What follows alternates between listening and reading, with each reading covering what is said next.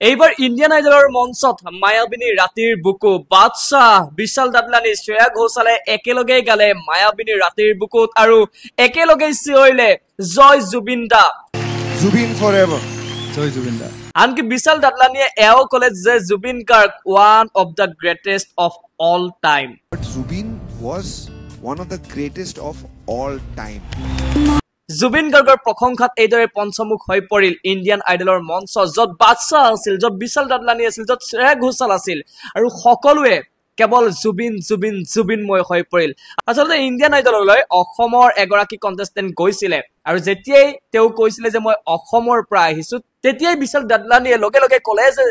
অসম য'ত জুবিন গাৰ্গৰ জন্ম হৈছিল জুবিন গাৰ্গৰ প্ৰশংসাত পঞ্চমুখ হৈ পৰিল আৰু তাৰ পাছতেই সকলোৱে